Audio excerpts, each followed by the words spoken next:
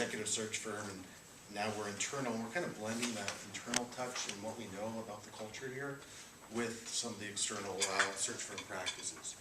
So, the wonderful pillars. Pillar 4, continuous active recruiting. I think recruiting is just always continuous active recruiting. I don't think this needs to be said, because that's recruiting. That's what we do. You never stop. There's no such thing as a failed search. It doesn't exist. You go until you get the right person and get it done. Our goal, maximize time. Search committee's time, hiring officials' time, provide the best possible candidates in your pool, really enhance the interview process. And a lot of that can be done in a couple easy things that I'll get into in a little bit. And I'll jump into best practices here.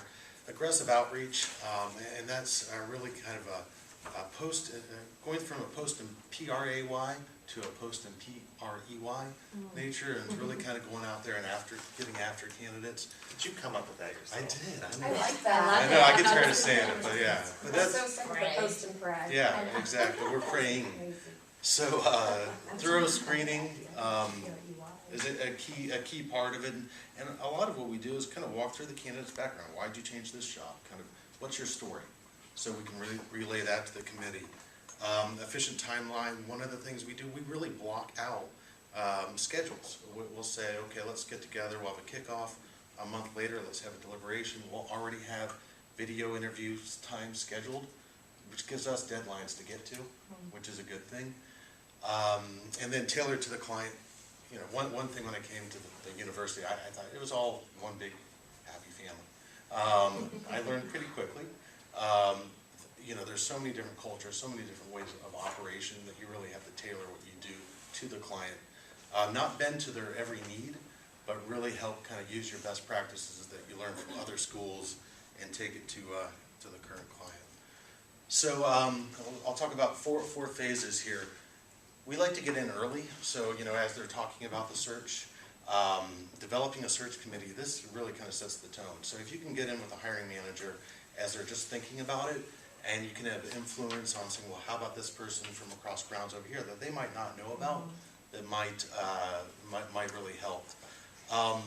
Assessing the organization and position, and this kind of goes into the specification of search strategy. So is it a new position, old position? Can we tweak it? Can we make it better? Now's the time, but before getting someone in. So, and I think with a lot of the early retirements and things like that, there's going to be a lot of those conversations about how to make positions better.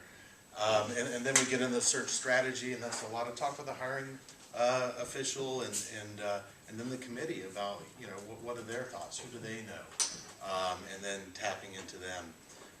Search committee kickoff, getting everybody together and getting everybody on the same page, and a lot of it's educating the search committee on what recruiting is. You know, it's using their network, and it's okay for them to reach out to people and send them our way. So it's a lot of saying, it's not what you can't do, it's what you can do, which is good for them to hear. So recruiting, and I'll talk a little bit about pipelining in a second too. So going after candidates, maintaining relationships. We have a CRM system that we use, which has become pretty valuable. So every search we do, we have great people at the office that do a lot of name generation and fill this database up. And as we go to finance search, now we have a couple thousand higher ed finance people that we can quickly go to. Development, same thing.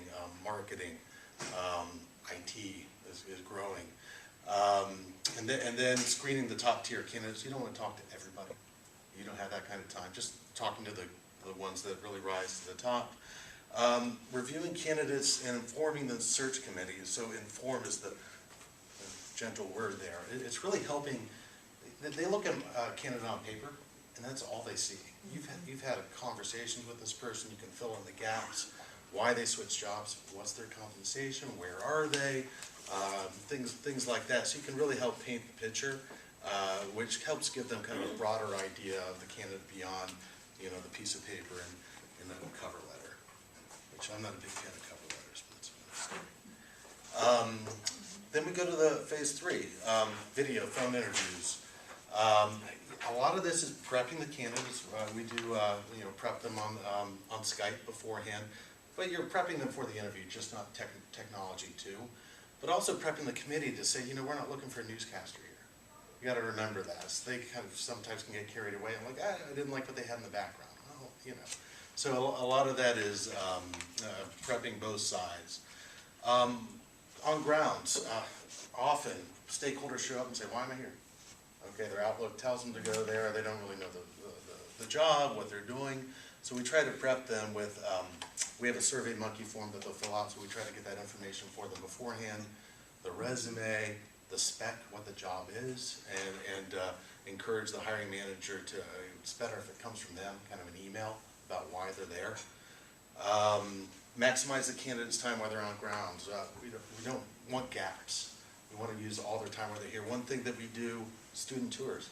It's an awesome resource, and they're really, really flexible in giving tours, and it really helps remind people why we're here, and it's been pretty successful.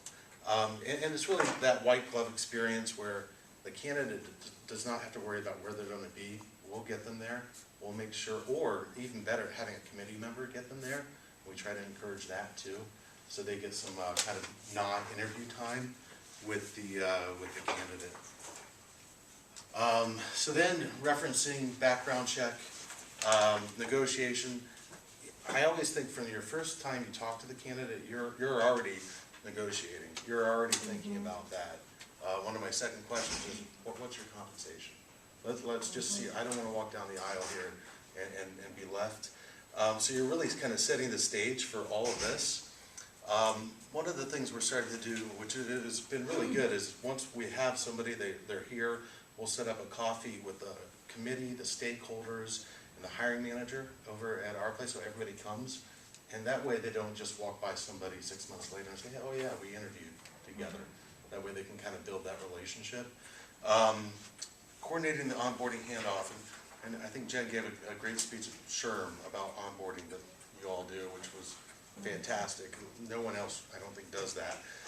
We struggle with this because we put together a pretty good product, and then we can't carry the ball all the way for a year or two with them. We do check-ins, but that's something we really need to work on as a university. So pipelining, relationship recruiting, and this is building those long-term relationships with passive candidates.